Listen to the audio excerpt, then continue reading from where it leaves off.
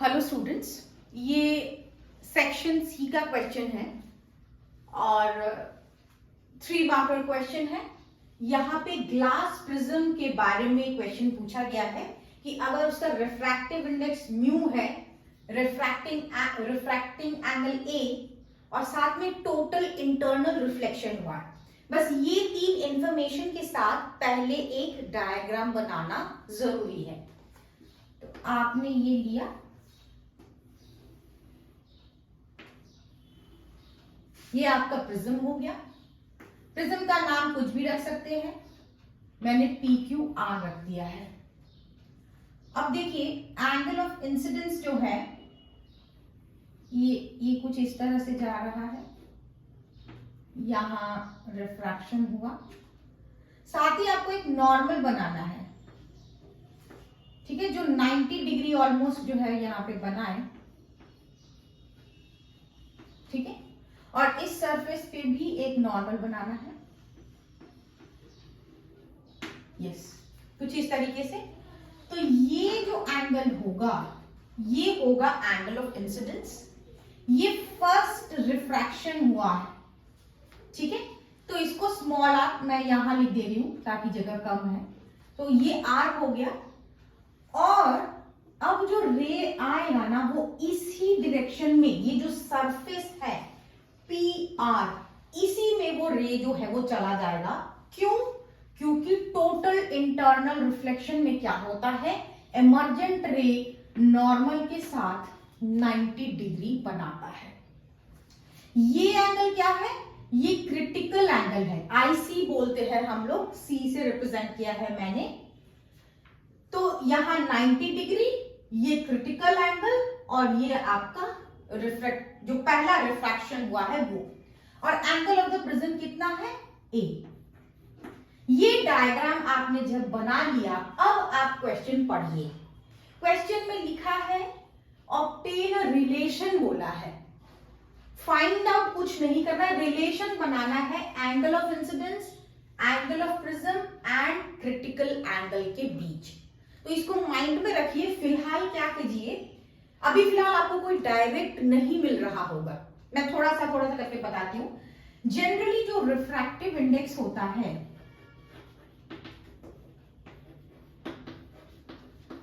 वो कैसे निकाला जाता है, mu is equal to sine I by sine R, मतलब एंगल ऑफ इंसिडेंस का sine divided by sine of the angle of refraction. अब अगर आप सरफेस PR ले लो,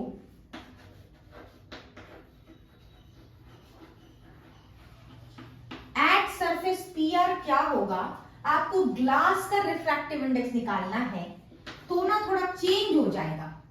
ये वाली चीज आपका इंसिडेंस में आ जाएगी और नीचे वाला जो क्रिटिकल एंगल है वो रिफ्रैक्शन में आ जाएगा। क्यों? क्योंकि मैं ग्लास का रिफ्रैक्टिव इंडेक्स निकाल रही हूं। एयर का निकालने से डिफरेंट हो जाता है, इंटरचेंज हो जाते हैं पोजीशंस ये वाले, पर ग्लास का निकालने के लिए ये जो इमर्जेंट रे है, इमर्जेंस, एंगल ऑफ इमर्जेंस है, उसको divided by angle of the sine of the critical angle जो है वो करना पड़ेगा।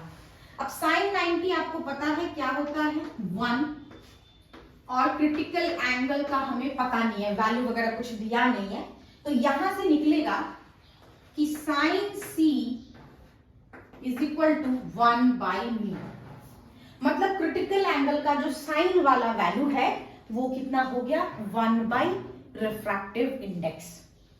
अच्छा, हम ना ऐसी कोशिश कर रहे हैं कि ये तीनों एक ही जगह पे हमें मिल जाए। अच्छा ठीक है, अब एक जरा ना पुराना जो आपने प्रिज्म में पढ़ा है वो मैं जरा आपको दोबारा से याद दिला देती हूँ। मतलब जब हम पढ़ते थे शुरुआत में, जब हमने प्रिज्म का किया था, तब इस तरीके का हमें कुछ सिखाया गया था कि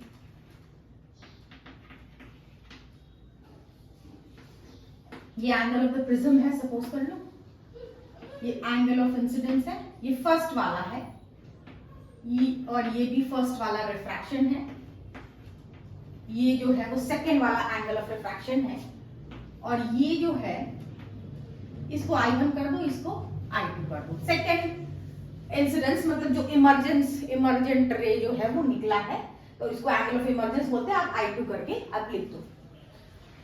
अब देखो जरा, ये जो ट्रायंगल है MNQ, ये सारे एंगल्स, एंगल M प्लस आप इसको नाम से लिख लो QMN plus QNM plus angle Q is equal to 180 degree है। Q ये R1 plus R2 plus angle Q is equal to 180 degree है। अच्छा देखो, मैं क्यों कर रही हूं, ताकि आपको समझने में आसानी हो। मैं जो अभी कुछ लिखूंगी वो बेसलेस नहीं होगा। अच्छा, R1 plus R2 plus Q is equal to 180 degree.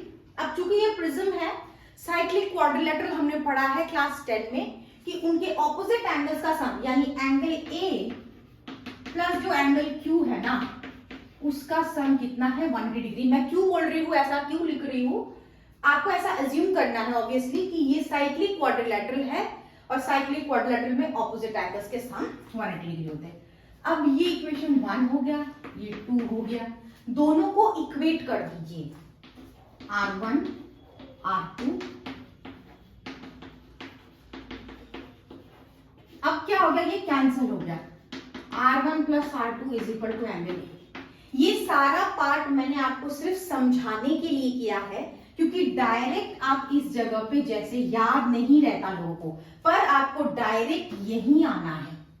अब ये डायरेक्ट जब आप यहां आ जाओगे तो आपके लिए सुविधा हो जाएगी, बट अभी पढ़ाने के लिए मैंने आपको इस सेंस में पढ़ाना।